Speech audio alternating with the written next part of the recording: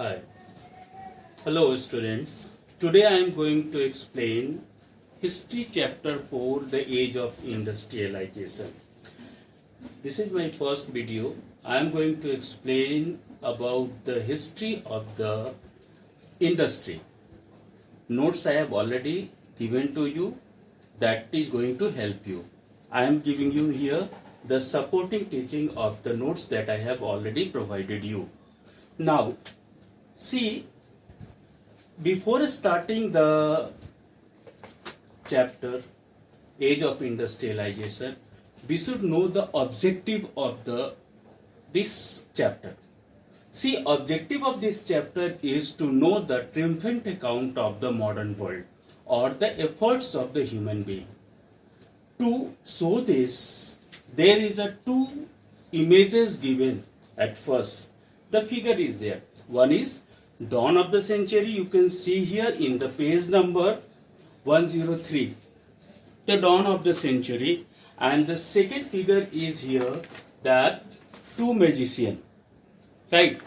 With these two figures, it shows us about the triumphant world of the human efforts. Right. See, dawn of the century, when you will see the picture, you will visualize that.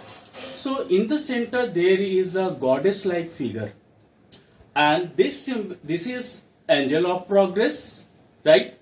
Who is perched on the wheel with wings. Wheel with wings symbolizes time, and in his hand there is a flag of the new century. New century, 20th century, right? So in the 20th century, her flight is going to have, and at the back you will see that the things are floating. Cameras, railway engines, machines, etc. All these are sign of the progress. So this picture visualizes, tells us about the victory of the human efforts to explore the new things and invent new machines, which resulted ultimately in industrialization. Now, the second picture is two magicians. Here there is a comparison between the Orient world and the Europe. See, first I word here refer as a Orient. See, Orient refer as a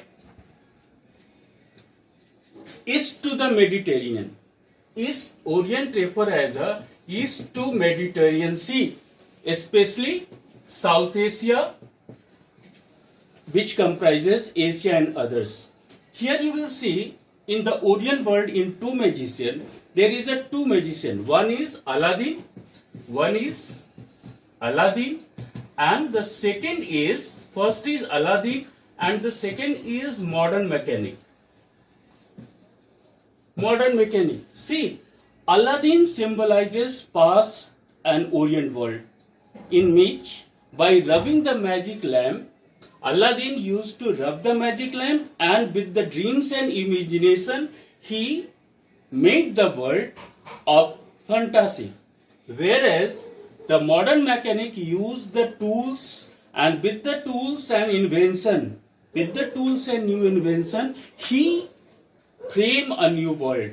He made a bridges, factories and others. That is a side of development that shows the triumphant world of the, especially they picturize the European world, right? So in this comparison, they try to symbolize or picturize the Orient world and European world. Orient world is symbolized as a Aladdin, who represent East and past, whereas the modern mechanic represents modernity, right, and the new things, the new inventions.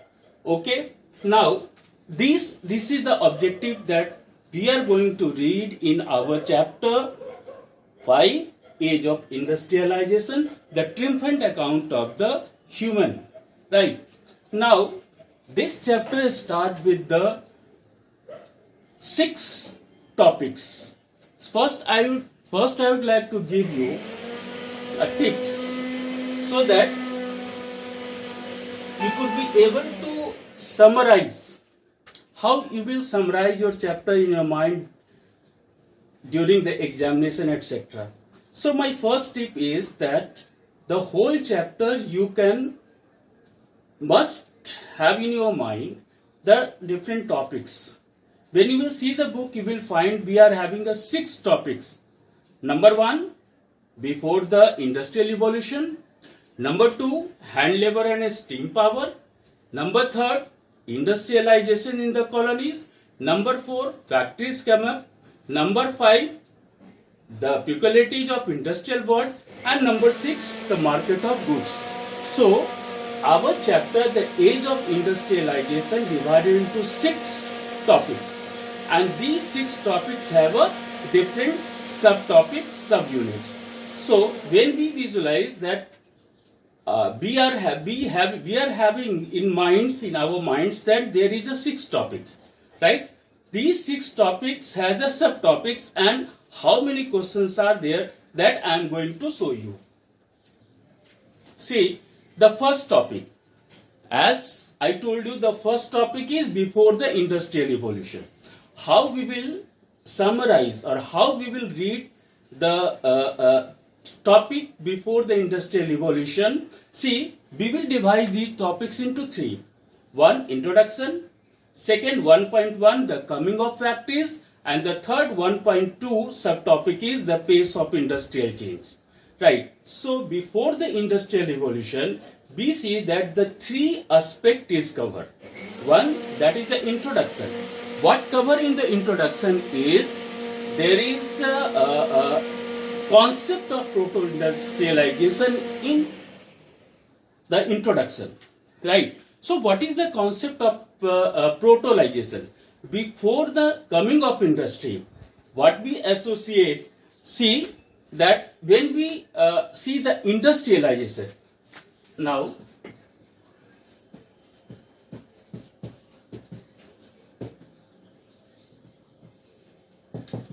when we see or when we talk about the industrialization, what we refer the growth of factory.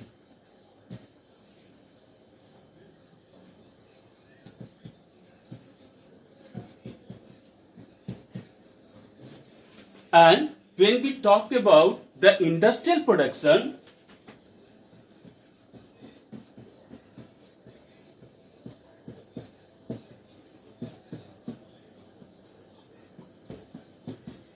we talk about the factory production.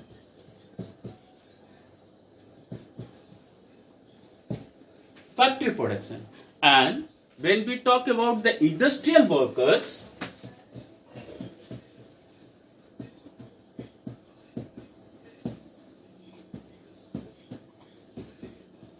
we symbolizes factory workers.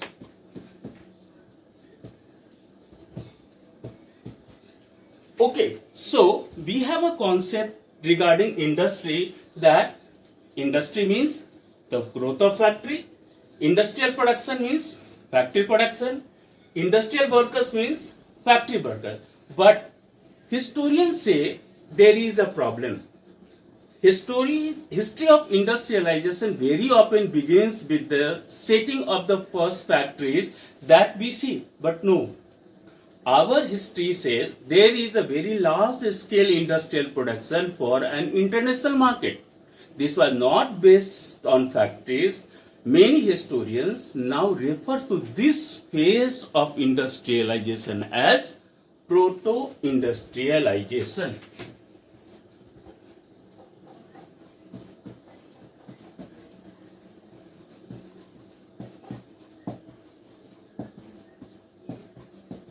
See, proto means pre or before the period of setting of industry. Industry, we understood the growth of factory. So, before the growth of factory, there was a production. Production not only start with the setting of factory. Before that, there was a larger scale production. There was larger scale business from one country to another country. Hence, history. Our historians refers that production was there, production not starts only after coming of the factory. Before that there was a production. So that particular period is referred as a proto-industrialization or period before coming of the industry, and in which lots of works are taking place, lots of production are taking place, but it was a handmade and using simple tools. Right? Now, in the introduction, as I told you that this subtopic before the age of industry we will divide into three. One is introduction, second that close relations between the town and countryside, and the third network or commercial exchange. So we can remember in the first subtopic, right? First topic, that is before the age of industrialization, that is our first topic. We are going to understand three aspects here. Number one, that is concept and feature of proto-industrialization.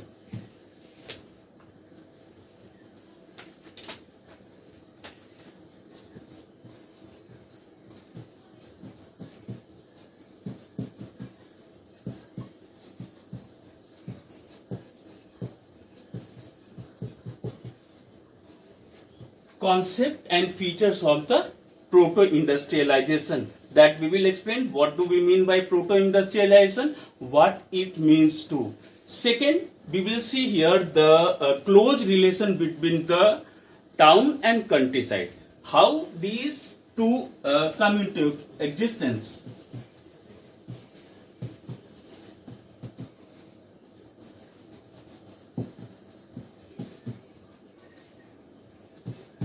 Between town and industry, and the third is a network of commercial exchange.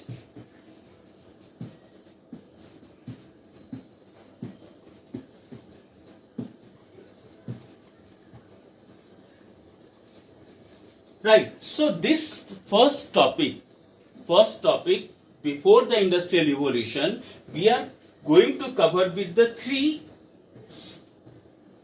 important aspects. One is concept of features of proto-industrialization, second close relationship between town and industry, and third is a network of commercial exchange. So now we will see here that would be a first question. Here we will make two questions, and in this we will make one question. So in one unit we will find that only 1 plus 2, 3 and 1, 4 questions are there. If we complete 4 questions, our topic would be covered. Nothing would be remain left. Right? So we are going to see by this covering this. First, that is a concept and features of proto-industrialization. Now, I would like to summarize it or cover it in a very holistic and exclusive manner. See, first we should know, when we talk about the proto-industrialization, if we compare it with the industrialization, our concept would be very much clear. So I am distinguish the process of production in proto-industrialization and the process of production during industrialization. Right.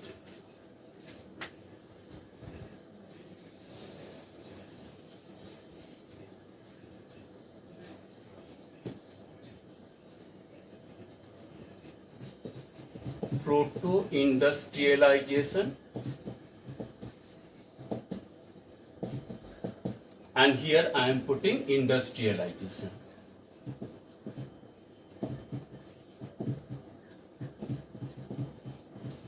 Right. See, with these headings we are going to understand the difference between the proto-industrialization and industrialization. Then we must have a clear concept and concept about the proto-industrialization, and we would be able to understand the different features of proto-industrialization. Right. See, first, during the proto-industrialization, the process was decentralized.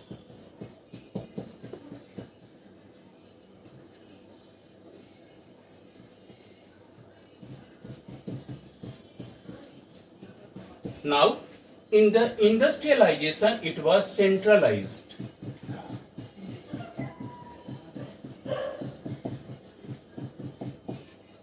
See, decentralized means the production process was not only to a particular area, that may be one country, countryside either, or the town, or one block or the other. It was highly decentralized, means it was fragmented into different villages. It was not concentrated into any particular village or particular urban. So that is a highly decentralized, means the works were shared, and with the help of so many beavers, there were different beavers villages there. There was a linking of countryside and urban area, cities. So here the production process is decentralized. How it was decentralized, that I will explain you. Here in the industrialization, highly centralized. It means the production was under factory, mill. That we will see later. What are the advantages of the factory production, or what are the advantage in mill? The things are centralized. Supervision was easy. Labor regulation come into effect. Quality of the product improved. So here we see that during the proto-industrialization, production process was decentralized, and in the industrialization, production process is centralized. Right. Second feature we will see in the proto-industrialization is here hand labor.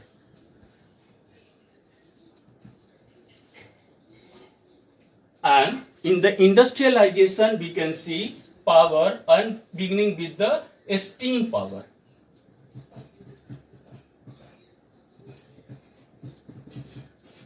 It means during the proto-industrialization, production process was hand-made, labor skills, or if using tools, simple tools.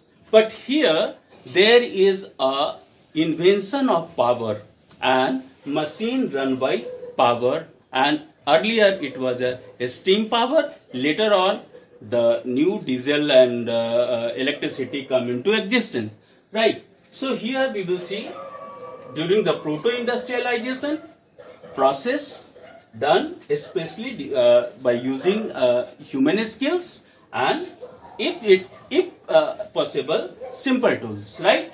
Here steam power means there is a machine run by the power. Now third process we can see, output.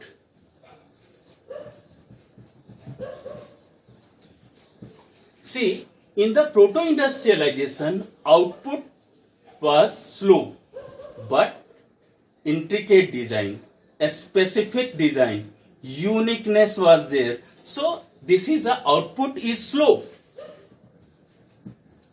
but unique. Upper class, elite class prefer it due to its uniqueness, due to intricate design. But here we see in the industrialization, the output is fast.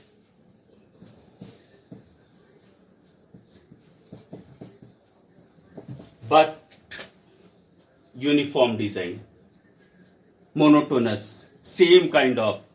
That is because you know in number the production was fast, as a result lots of pieces of same design, uniform. Naturally it's provide monotonous, and earlier we will see that it was not used by the aristocrat or the Victorian people, especially the elite people. Now the next we can enhance our knowledge. We see that proto-industrialization, we will see the effect or the concept of colonization.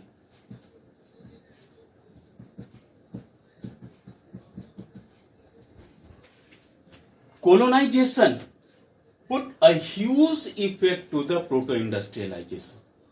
Before colonization, especially when we talk about the India and China, we are having a very unique position in the world market. We were number one in the cotton, China was number one in the silk, right? So other countries were also are having a better position, but due to the colonization, they try to use the chance. They try to use the resources of the colonial people and their techniques, etc. So as a result, we see that here that decline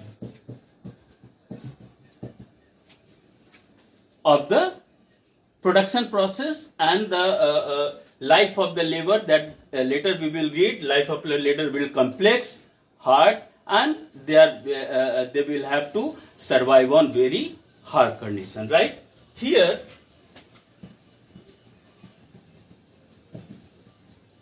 colonization result is good for the development, right? What happened? Due to the colonization, their market expand. Their market expand, as a result, the production increase, demand increase, which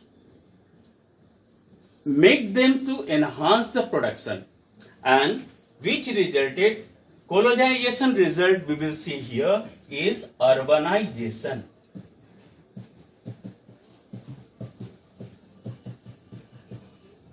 Lots of city come into existence here, new infrastructure, new development, new temple world will come into existence, and here it resulted migration to the cities or urban area. As a result, we will see that the feature of the glory of the proto-industrialization period, the countryside were very much having a skilled labor, certain villages were known with the very specific skilled in certain kind of weaving. Say all these declined, they migrated into the new search of job in the industry, and it affected the lots of it affected a lots to their lives, right? So finally we sum up that proto-industrialization is a decentralized, means it was connected, close relation between town and merchants. Then again we are going to have a how the close relation between the merchants and town. Now we are going to explore this question first. Now one could take a screenshot. After that I am rubbing this.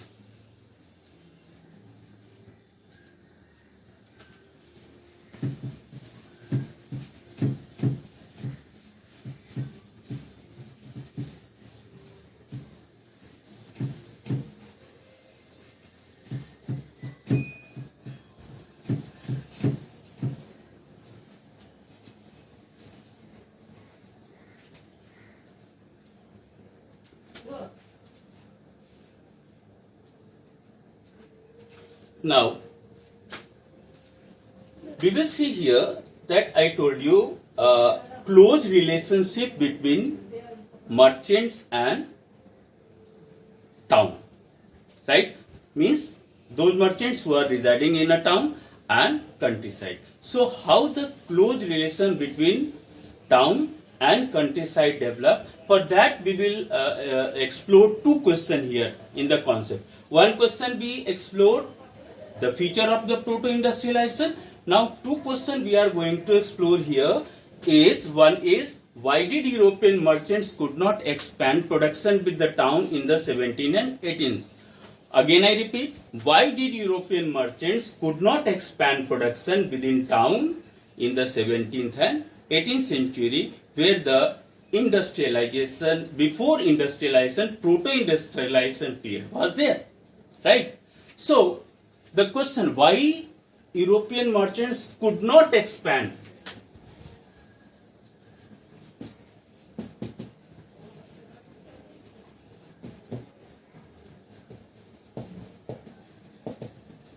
Could not expand. So the question is, why did European merchants could not expand production within town in the 17th and 18th century? Right. The first is, as we know,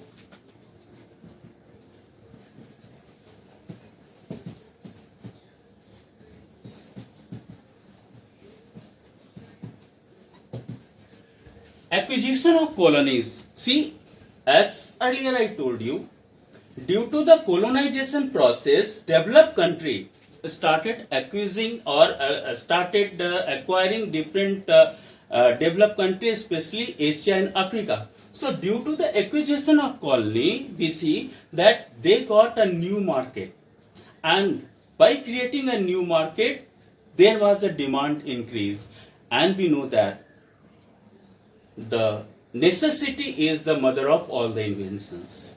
When there was a great demand in the colonies, what they want more and more production, and for the production, see, the new merchants are coming because they are getting the chances to make more and more cotton products to sell out into the world market. But in the town there was a guild.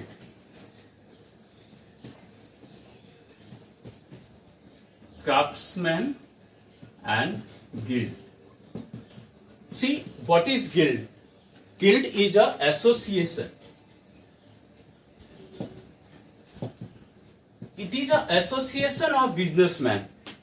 Guild is an association of businessmen who trained craftsmen, who give the permission to the new merchants to come into their guild and start business. But in the urban area, the guilds were not providing opportunity to come into, because it will enhance the competition, and naturally when the competition will increase, their profit will be marginalized. So they are not going to allow. For example, guild C, the goldsmith guild was there, the blacksmith guild was, the carpenter guild was there. So that kind of cloth guild was also there. So these guilds are not allowing the weavers or the new merchants to start production in a town. As a result, what they did, they moved to the countryside, because countryside the production was done by the individual human being, where the guild were not powerful. Because here in a developed urban area or a town area, the guilds were, or the powerful merchants were residing. And the third factor is monopoly right. See, the merchants are doing businessmen, and for that they are earning, they are getting a huge revenue, and from this, the certain parts of the revenue are going to give to their kings. As a result, the industrialization process or the business process was very much profitable for the king too. Hence, the kings in return gave these guilds a monopoly right that, okay, you are giving to the tax to the king. As a result, the state or the authority is going to grant you that in whatever way you want to control on the production, by the quality, by the price, by not giving any kind of freedom to the new one to start business or any kind of production, etc.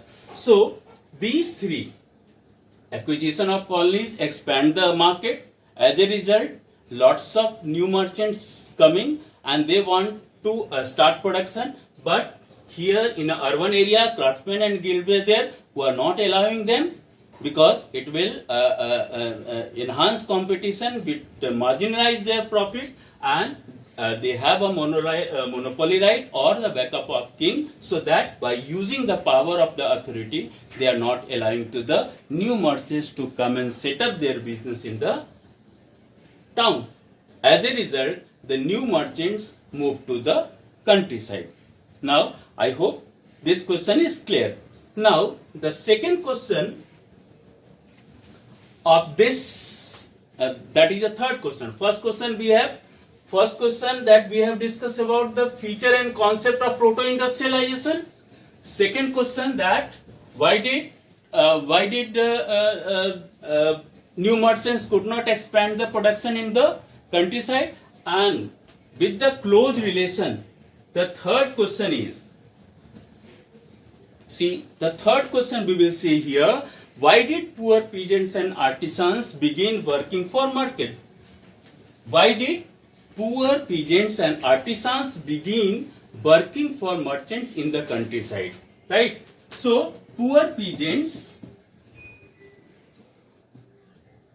and artisans working for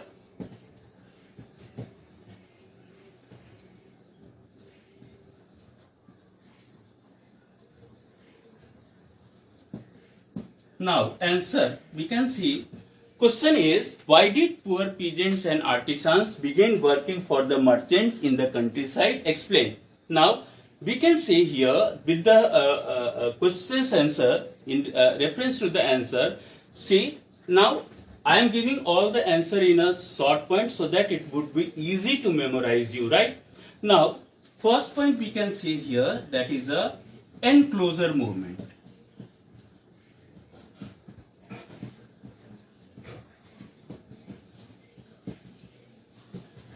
Okay, I think in earlier class, in the previous classes, you have already learned about the enclosure movement. See, in England, when the open fields were disappearing and the new one were being enclosed by the aristocrat and elites, you can understood in this way. Earlier, the land were free gift of nature. The peasants and artisans, wherever they want to cultivate, they can. So they have enough land, enough space to cultivate and feed their family. But due to the enclosure movement, the rich, ambitious people started enclosing the land, and they are claiming their own. They are claiming their right over the closed area. As a result, the open land shrunk. And when the open land shrink, they need alternatives, right?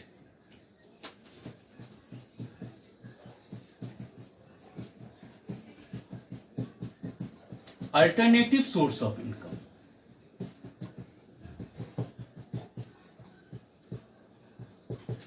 Now, due to the enclosure movement, when the open land when shrink, they have a very tiny plots that we can make a third point. So they required alternative source of income, and when the merchants went to the countryside and offer them job, easily they accepted, because their income or their dependency over the land are right now shrink. As a result, for the getting alternative source of income, weavers in the countryside accepted the proposal of the merchants when they reached to their doorstep.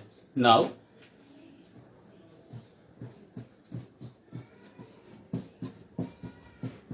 see, many peasants, many artisans has a tiny plot.